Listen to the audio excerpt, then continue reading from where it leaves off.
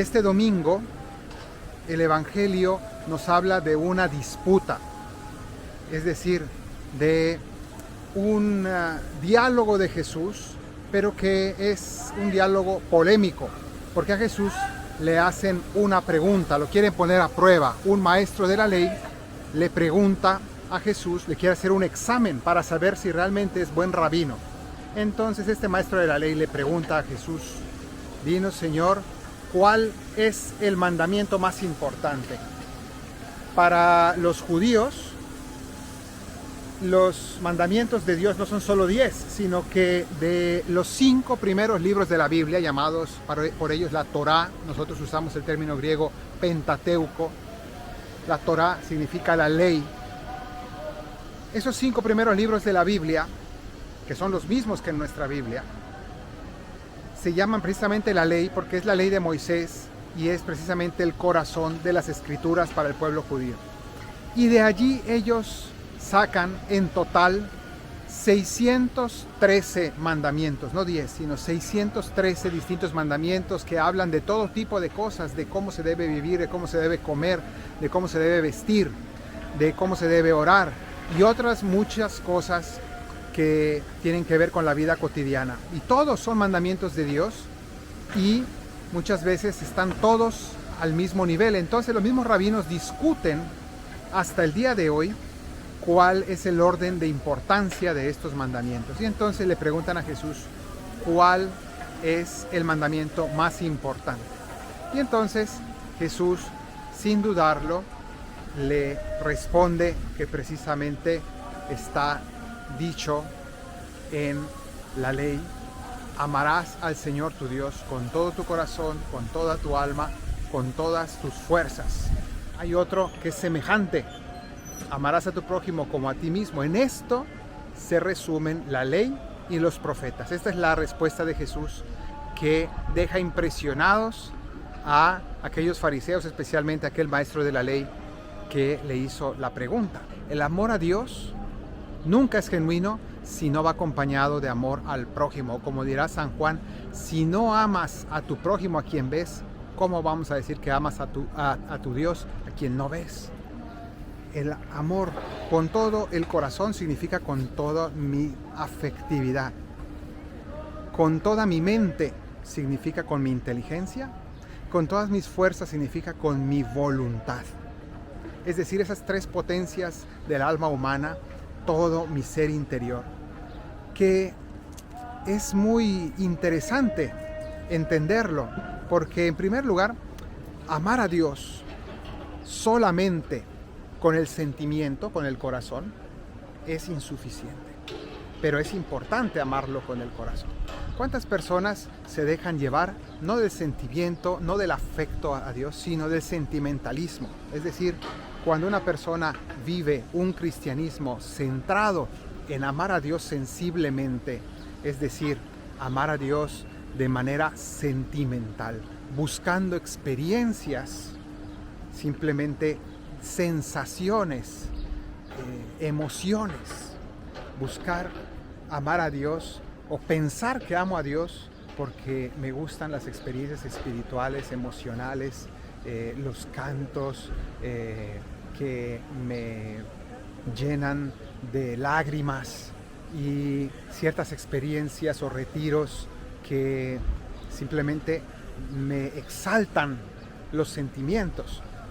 Pues eso no es un amor verdadero, pero es parte posiblemente de un camino de amor, sin duda.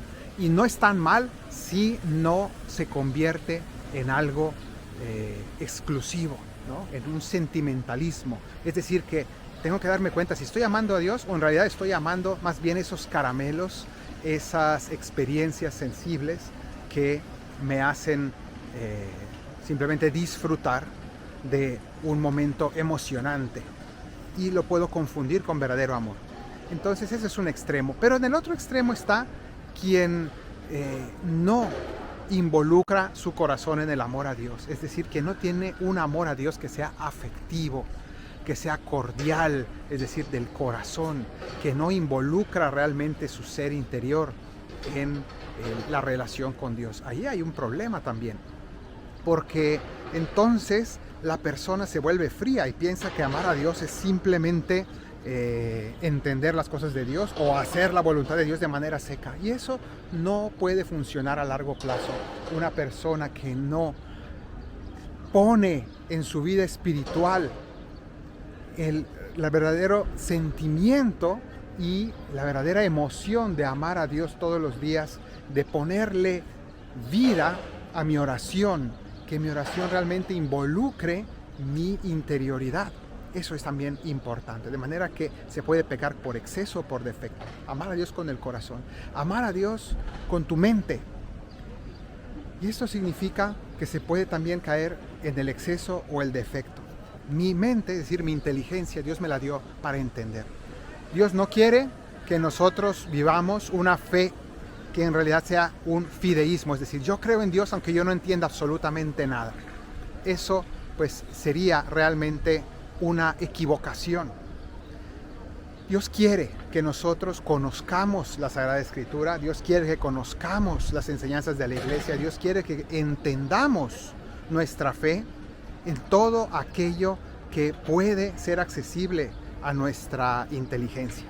Entonces es importante que nosotros busquemos realmente tener un conocimiento cada vez más grande de nuestra fe, estudiar la Biblia, estudiar el catecismo de la Iglesia Católica, tener una formación continua. Toda nuestra vida cristiana debe tener también un estudio de la palabra de Dios y un estudio de la doctrina de la Iglesia. Y eso es importante. Cada quien debería tener un conocimiento de la fe equivalente a su nivel de estudios. Si tienes un nivel solamente de estudios primarios, bueno, pues deberías tener un conocimiento de la fe al grado de la primera comunión. Pero si tú tienes estudios universitarios, deberías estudiar la fe a nivel universitario. Deberías conocer la fe y la teología de manera profunda, porque ese es el nivel que tu mente es capaz de comprender, sea la fe, sea la realidad en general, y por tanto es nuestro deber y es nuestra necesidad. Como ha dicho alguno, no puedo toda mi vida ir a misa con mi traje de primera comunión. Eso era un traje que me quedaba cuando era niño. No puedo estar toda mi vida de fe utilizando la fe que aprendí solamente en la primera comunión. Necesito crecer, necesito aprender más.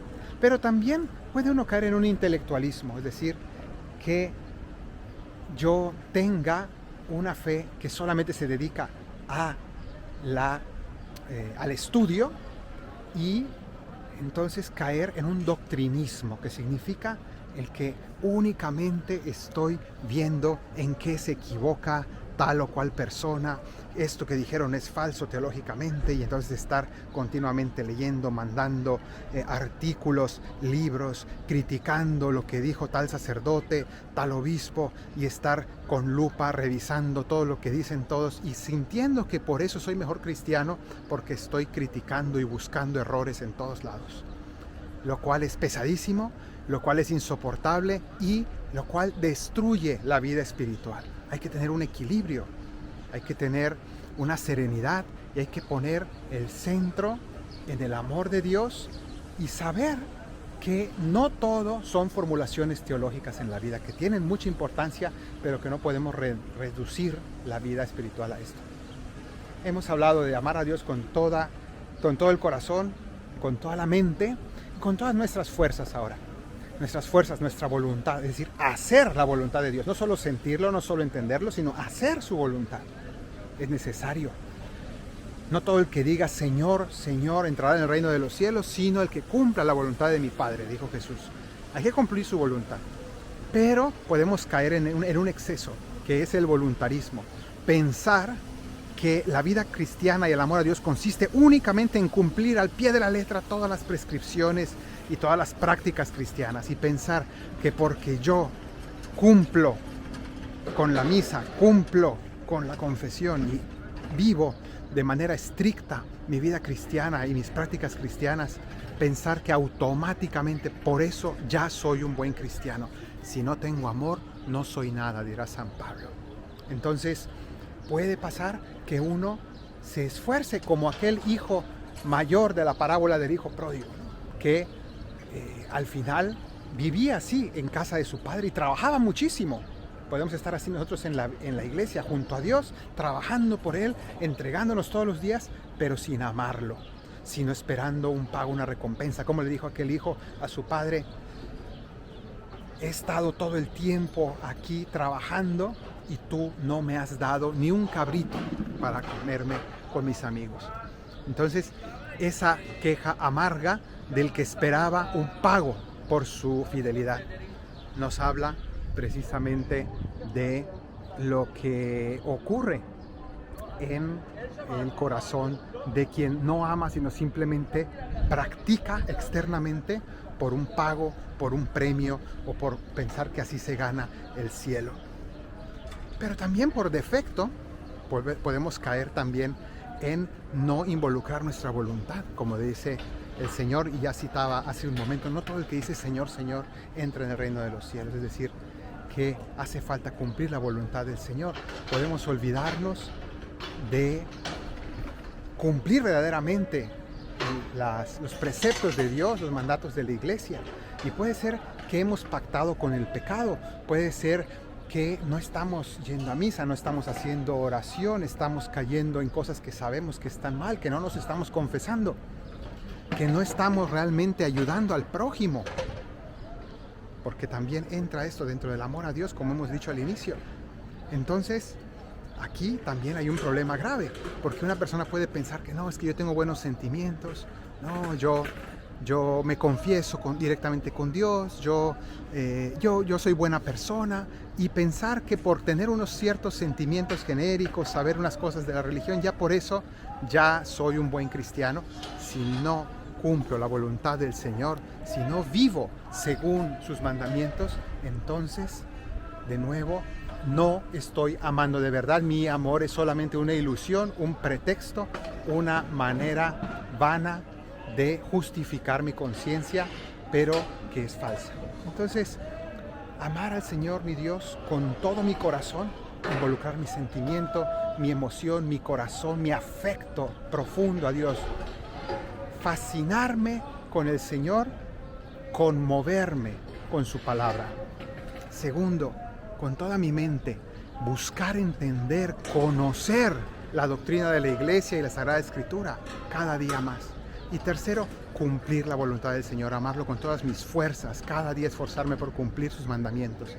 En esto, que al final desemboca en el amor a mi prójimo también, en esto se resume toda la ley y los profetas. Que el Señor te bendiga desde Sión, el que hizo cielo y tierra. En el nombre del Padre, y del Hijo, y del Espíritu Santo. Amén.